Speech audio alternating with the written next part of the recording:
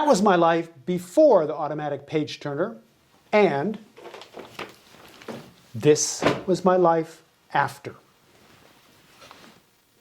This is called a page flip. It works great to turn pages. Listen carefully and watch.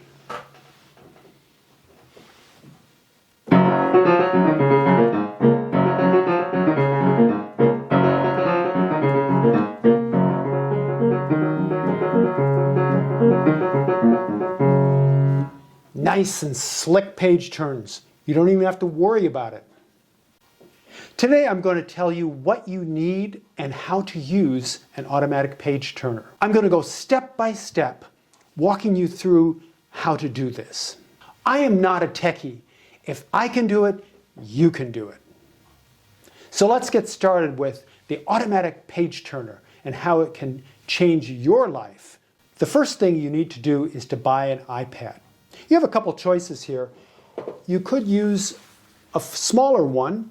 This is a 10-inch iPad, and the one that I use is actually a 12-inch iPad, which is slightly bigger. The cost is, it's about $269 for the small one and about $100 more for the larger one. And you can buy these renewed through Amazon, so you can save some money on that. The next thing you'll need is an actual device to turn the pages. This is one called the PageFlip Firefly. It works great for me. You'll notice there are paddles on either side. The one on the right allows you to go forward. If you have a repeat or in your music, repeat sign, and you have to go back a page, then you just use the left side. This one has a AA battery in it, and I've used it for months now, every week. Haven't had to change the battery at all. There is a light that will flash when it's time to change the battery. I've tried some other page turners, but you have to charge them up. I like the battery much better because it has a much longer life. And finally, you need a software program that will upload your score so you can read it.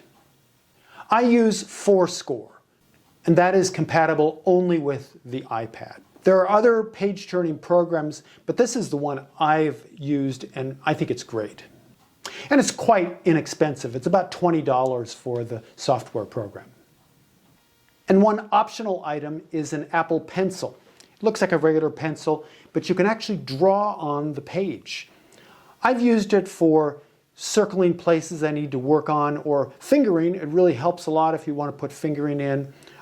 Maybe also make notes on where a repeat sign might be happening, or even if, let's say you want to put a flat or a sharp in a difficult piece, or if you just want to write any kind of notation on the score. It would be anything you would use a regular pencil for, but it works perfectly on these iPads. Now we're going to pair everything up. You go to Settings on your iPad and turn on the Bluetooth. Turn on the pedal on my page flip. On the side of the pedal, you'll see it says Bluetooth Reset. You want to do that so you can pair things up. And then you go to Premium Pedal, you touch it, and pair it up. It's now connected. Now we're going to pair the Apple Pencil. Take off the top, and then turn it around away from the point and put it right in the center. There should be an opening, just like that. And then follow the pop-up instructions. Now we need to get the music into forScore. There are several ways you can get music into forScore. One of my favorite ways is using IMSLP, International Music Score Project. It's great for classical music and other types of music as well. In order to find IMSLP, just Google it. Open it up and you'll see more than 710,000 scores available for you to use. Everything is free and it is in public domain. So let's look up a piece on IMSLP. Earlier I played Gottschalk's The Banjo. Let's see if we can find it on IMSLP. So let's type in The Banjo by Louis Moreau Gottschalk. It's right here. And there's the music. It's an older edition, but it's very easy to read, very clear, much easier than trying to find an old tattered book in a library. I often don't have to import it into forScore because the pedal works with IMSLP. However, if I want to write on the music, I need to import it into forScore.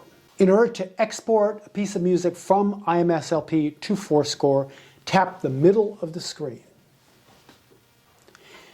Then you go to the bottom of this gray screen. You'll see a circle with 3 little dots in the middle. Tap the circle with the 3 little dots.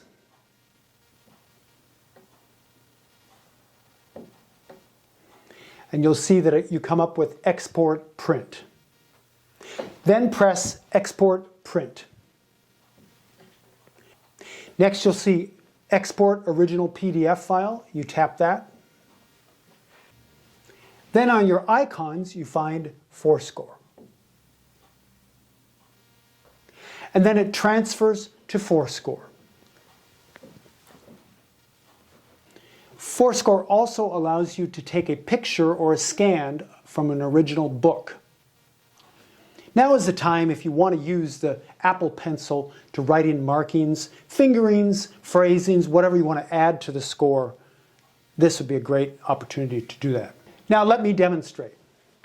Let's say, for example, I want to make a correction or I want to show accents. I'm going to show accents here. So I'm just going to circle around that red. I mark out maybe some of the accents that I think are important in the score.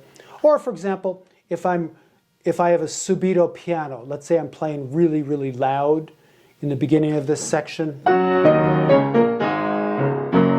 suddenly it's soft, then I just circle piano at that point when you change dynamics. Most of your phrasings and fingerings are in the score, but if you want to add some, this is how you would do it using the Apple Pencil. And once you put these markings in, they'll ask you whether you want to save the markings. And if you put yes, then you can keep that for your practice. So just press the check mark and it'll save it. Now that you have the music uploaded, it's time to start practicing the pedal. I usually put the pedal pretty close to the soft pedal, but leave enough room. I actually angle it a little bit so that most of my pedaling, I would say probably 80% of my pedaling, is with the right paddle, which moves forward. You also can use the left paddle for going back on the next page. For example, if there's a repeat sign. And you have to practice it. And the other thing you have to watch for is that sometimes you can use the soft pedal in music, but I find that if you're busy with the pedal, it's a little more difficult to get to the pedal because it's so close to the left pedal.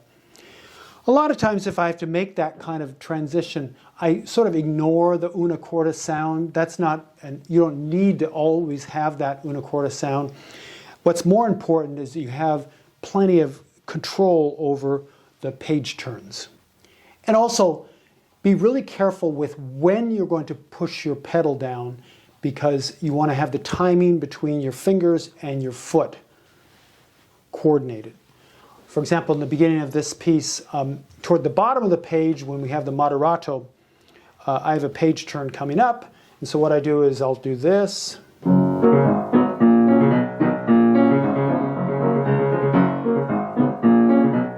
Next to the last. When I said next to the last, it told me that that was the time to push the pedal down. One measure before usually works pretty well, but if you wait too long, you're going to miss the page turn. So give yourself a little bit of time. Sometimes it depends on timing too. If you're playing a very slow piece, you might be able to put that pedal down, the paddle down, I should say, a little bit later. But if you're playing fast, as this piece is, you have to push it down a whole measure in advance. Another tip that I have, if you're going to play this in a concert or a recording, make sure you practice with your pedal. You need a lot of repetitions with this to get the feel of it, get the feel of page turns, how fast. Also, if you have repeat signs that go back, you have to practice that as well. Make sure you practice with the paddle at least 3 or 4 days, if not even a week, before you have to do this in a performance. It's just like any other instrument. You have to prepare ahead of time. And one other thing that I remembered, when I was playing Rhapsody in Blue by Gershwin in a live concert, I found that my paddle started to move sideways across a slippery floor. So here's a tip. Put some tape or something underneath the paddle so that it is firmly in the ground, firmly underneath your feet. You don't want to lose that paddle in the middle of a performance. And one final tip, make sure you have your iPad charged at all times. I would say even keep it at 60 or 70% all the time. You don't want to be caught in a performance with a dying iPad. I hope I've convinced you to use this automatic page turning system. It's a game changer. Thanks for watching Learn and Love Music. I'm Duane Hulbert. We'll see you next time.